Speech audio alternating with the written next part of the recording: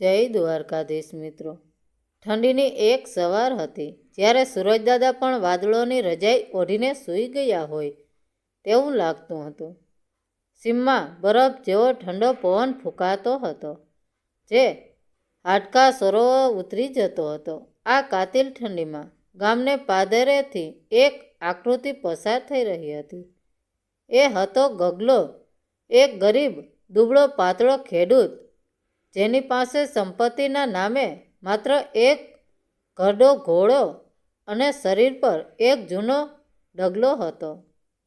ગગલાનો એ ડગલો માત્ર કપડું ન હતો, પણ તેની લાચારીનું જીવતું જાગતું પ્રદર્શન હતું. એ ડગલો 17 જગ્યાએથી ફાટેલો હતો અને 18 જગ્યાએ એના પર થીગડા મારેલા હતા. દરેક થીગડું ગગલાના જીવનની એક નવી મુસીબતની વાર્તા કહેતું હતું. જ્યારે પવન જોરથી ફૂંકાતો ત્યારે એ ફાટેલા કાણામાંથી ઠંડી ગગલાના શરીરને વળગી જતી. ગગલો ધ્રુજતો હતો. એના હોઠ ભૂરા પડી ગયા હતા અને નાક ઠંડીને કારણે લાલચોળ થઈ ગયું હતું. તેના ઘોડાની હાલત તો એનાથી પણ વિચિત્ર હતી. એ બિચારો એટલો નબળો હતો કે માંડ એક ડગલું આગળ વધે ત્યાં તો ઠંડીને કારણે થથરીને 2 ડગલા પાછળ હટી જતો. ગગલાના હાથમાં ચાબુક હતી, પણ તેને મારવાની ગગલામાં શક્તિ નહોતી અને ઘોડાને દોડવામાં રસ નહોતો. ઘોડો જાણે મનમાં કહેતો હોય, માલિક, આ ટાઢમાં તો પથ્થર પણ થીજી જાય. હું તો જીવતો જીવ છું. રસ્તો લાંબો હતો અને વેરાન હતો. આજુબાજુ કોઈ ઘર નહોતું, કોઈ આશરો નહોતો. સાંજ પડવા આવી હતી અને આકાશમાં અંધારું ઘેરાવા લાગ્યું હતું. ગગલાને મનમાં ફાળ પડી, જો રાત આ વેરાન વગડામાં વીતશે તો સવાર સુધીમાં મારું શરીર બરફનું પૂતળું બની જશે. શું આ ડગલો મને બચાવી શકશે? ગગલાની આંખોમાં પાણી આવી ગયા. એની ગરીબાઈ આજે એને મોત જેવી લાગતી હતી. એણે આકાશ સામે જોયું અને મનોમન કંઈક પ્રાર્થના કરી. એ જ ક્ષણે દૂરથી ધૂળની ડમરી ઉડતી દેખાઈ. કોઈ ઘોડેસવાર પોતાની તરફ આવી રહ્યો હતો. ગગલાની નજર એ સ્વારના શરીર પર પડી. તેણે ઊનનો નવો નકોર અને ગરમા ગરમ ડગલો પહેર્યો હતો. ગગલાના મગજમાં એકાએક વીજળી ઝબકી. તેણે વિચાર્યું, જો મારે જીવવું હશે તો મારે માત્ર નસીબ પર નહીં, પણ મારી બુદ્ધિ પર ભરોસો કરવો પડશે. ગગલાએ પોતાની ધ્રુજારી રોકવાનો પ્રયત્ન કર્યો અને ઘોડા પર ટટાર બેસી ગયો. હવે ખેલ શરૂ થવાનો હતો. સામેથી આવનાર ઘોડેસવાર નજીક આવી રહ્યો હતો. એ કોઈ શહેરનો મોટો શેઠિયો લાગતો હતો. એનો ઘોડો પાણીદાર હતો અને એનો ઊનનો ડગલો એટલો મુલાયમ હતો કે જોતાં જ ગરમીનો અહેસાસ થાય. ગગલાએ જોયું કે શેઠ ટાઢથી બચવા પોતાના ડગલામાં ભરાઈને બેઠા હતા. ત્યારે ગગલાએ કંઈક અલગ જ કરવાનું નક્કી કર્યું. જેવો શેઠ નજીક આવ્યો, ગગલાએ ધ્રુજવાનું બંધ કરી દીધું. એણે પોતાના ચહેરા પર એવા ભાવ લાવ્યા જાણે એને ખૂબ જ ગરમી લાગી રહી હોય.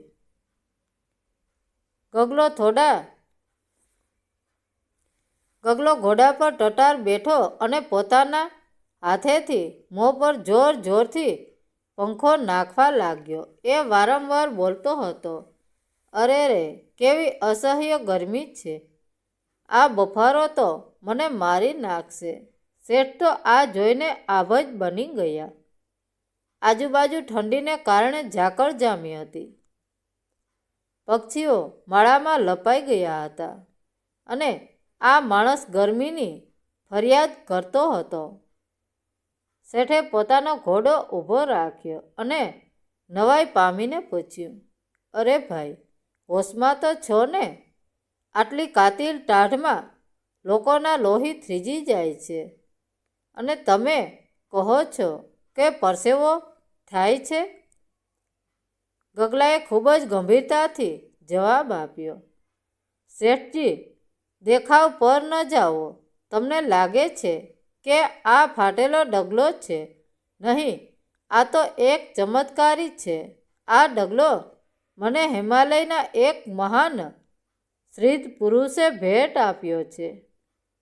એ 17 જગ્યાએથી ફાટેલો એટલે છે કે જેથી ગરમી બહાર નીકળી શકે, નહીંતર તો પહેરનાર માણસ ગરમીથી બફાઈને મરી જાય. શેઠની આંખો ફાટી ગઈ. મારા ગુરુજી જ્યારે હિમાલય બરફ પર સૂતા ત્યારે આ જ ડગલો ઓઢતા. એમના શરીરની ગરમીથી બરફ પીગળીને પાણી થઈ જતો. આજે મને અફસોસ થાય છે કે મેં આ પહેર્યો. મને બહુ જ પરસેવો વળી રહ્યો છે. ગગલાએ એટલી સહેજતાથી આ જૂઠું બોલ્યું કે શેઠને ગગલાના થીગડામાં સ્રીત દેખાવા લાગી. ગરીબ ગગલાની આંખોમાં એક ચમક હતી, આશાની ચમક. એ જાણતો હતો કે જો આ શેઠ માની જશે તો જ તેની રાત સુધરશે. શેઠના મનમાં લાલચ જાગી. એણે વિચાર્યું, જો આવો ચમત્કારી ડગલો મારી પાસે હોય તો મારે ક્યારેય ઠંડી વેઠવી ન પડે. પણ ગગલો એટલો હોશિયાર હતો કે એણે તરત જ ડગલો આપવાની ના પાડી દીધી. એણે કહ્યું, આ તો મારો જીવ છે, હું કોઈને ન આપું. શેઠ હવે જાળમાં બરાબર ફસાયા હતા. જે વસ્તુ મળતી નથી તેની કિંમત માણસની નજરમાં વધી જાય છે. શેઠના મનમાં હવે ડગમથલ ચાલતી હતી. એક બાજુ એમનો નવો નકોર કિંમતી ડગલો હતો અને બીજી બાજુ ગગલાનો એ થીગડાવાળો ફાટેલો પણ ચમત્કારી ડગલો. શેઠને લાગ્યું કે જો ખરેખર આ ડગલો પહેરવાથી હૂંફ મળતી હોય તો આખી જિંદગીની ટાઢ મટી જાય.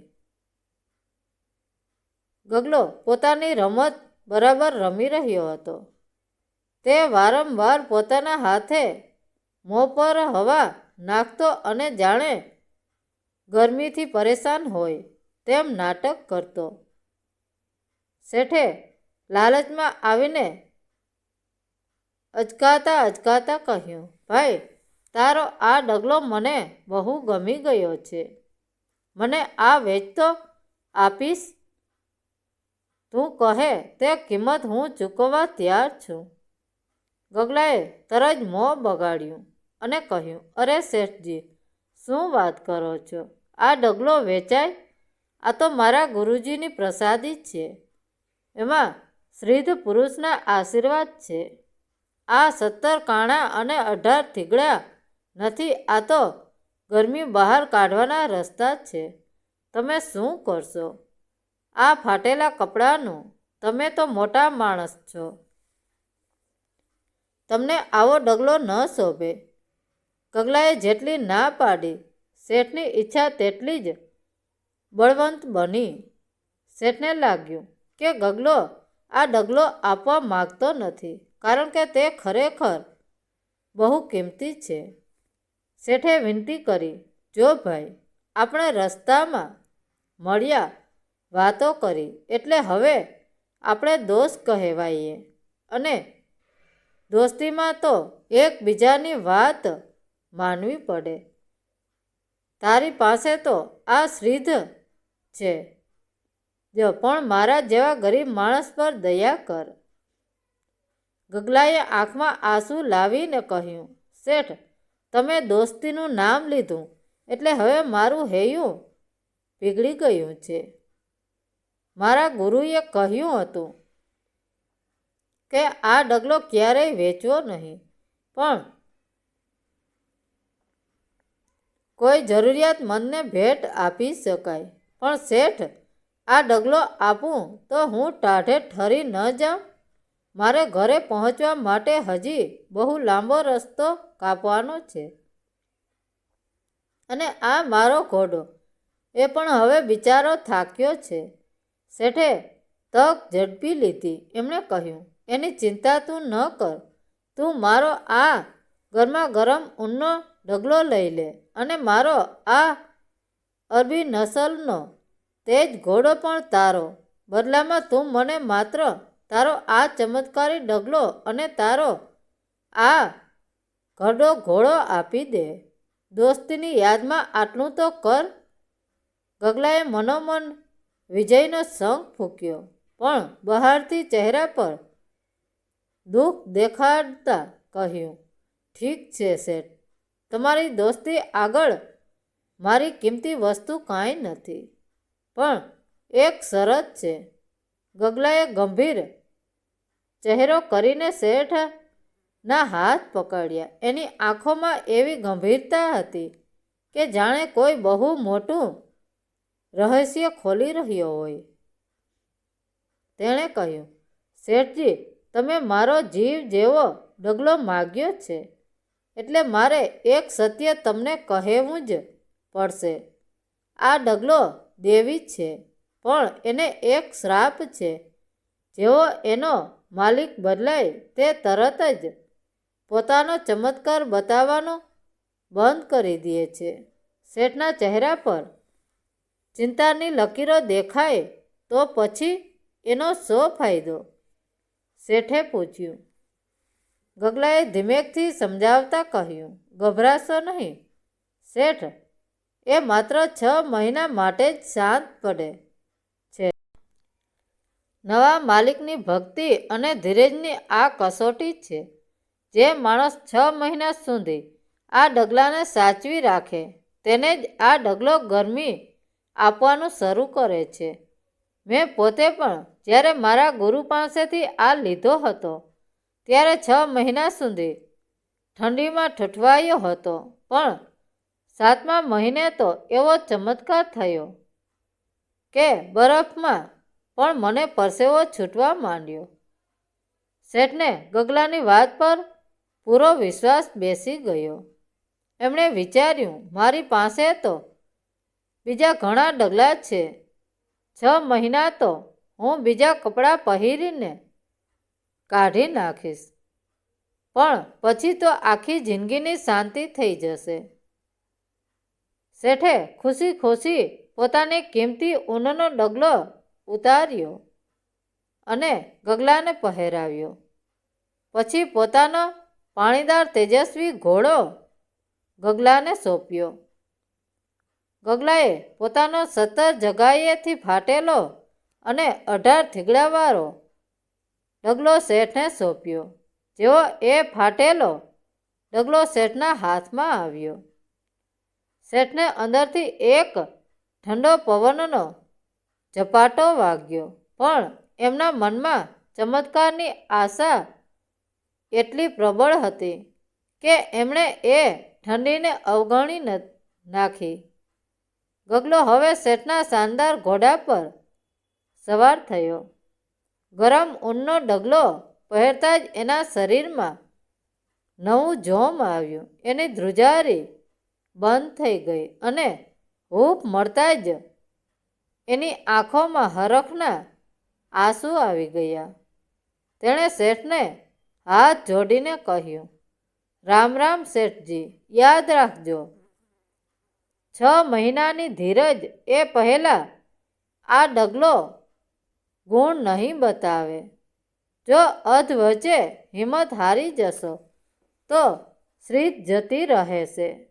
શેઠે વટથી કહ્યું, તું ચિંતા ન કર દોસ્ત, હું તો 12 મહિના પણ રાહ જોઈશ. ગગલાએ ઘોડાને એડી મારી અને પવનની વેગે ત્યાંથી નીકળી ગયો. તેને ખબર હતી કે હવે પાછળ જોવાનો સમય નથી. અંધારું થવા લાગ્યું હતું, પણ હવે તેની પાસે ઉર્સામાં હતી અને વેગ પણ હતો. બીજી બાજુ શેઠ ગગલાના ઘરડા ઘોડા પર બેસીને થીગડાવાળો ડગલો પકડીને મનોમન રાજી થતા ધીમે ધીમે આગળ વધ્યા. ગગલાએ શેઠના પાણીદાર ઘોડાને પૂરપાટ દોડાવ્યો. નવા ઊની ડગલાની ગરમી એના થીજી ગયેલા લોહીને ફરી વહેતું કરી રહી હતી. એનું હૈયું હરખાઈ રહ્યું હતું, પણ સાથે સાથે એક ગરીબની લાચારીનો વસવસો પણ હતો. ગગલો જાણતો હતો કે એણે કોઈને છેતર્યા નથી, પણ પોતાના અસ્તિત્વને બચાવવા માટે વૃદ્ધિનો આશરો લીધો હતો. થોડી જ વારમાં તે પોતાના મુકામે પહોંચી ગયો.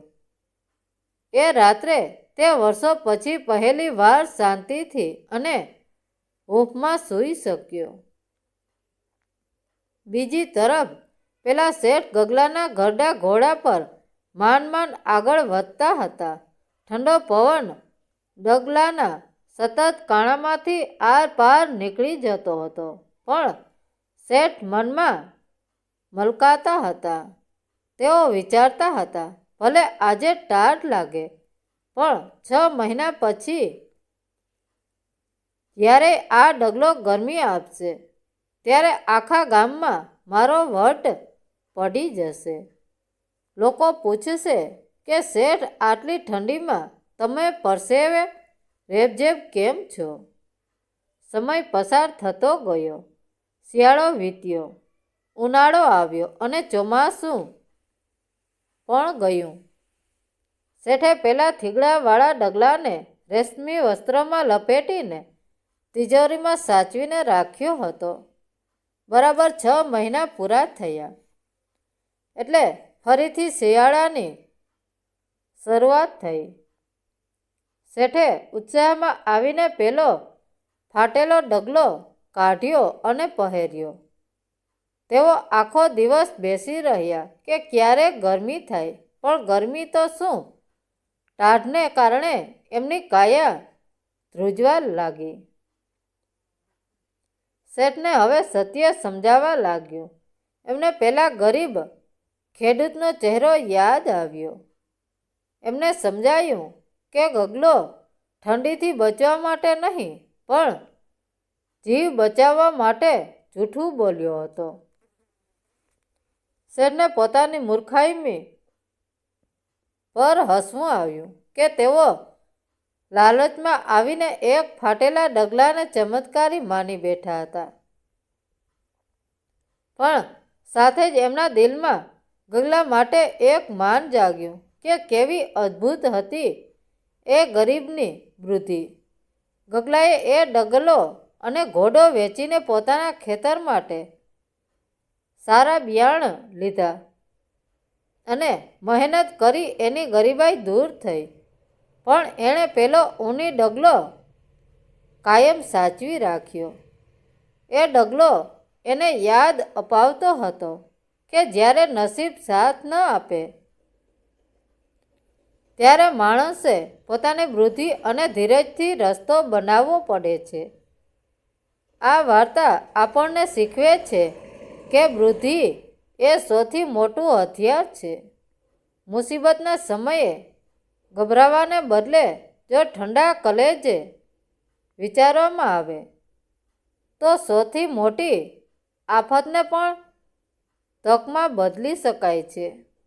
ગગલાએ કોઈનું નુકસાન નહોતું કર્યું, પણ પોતાની હિંમતથી નવું જીવન મેળવ્યું હતું.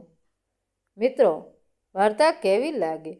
સારી લાગી હોય તો કોમેન્ટ કરીને જરૂર જણાવજો. ધન્યવાદ મિત્રો. રાધે રાધે. જય દ્વારકાધીશ.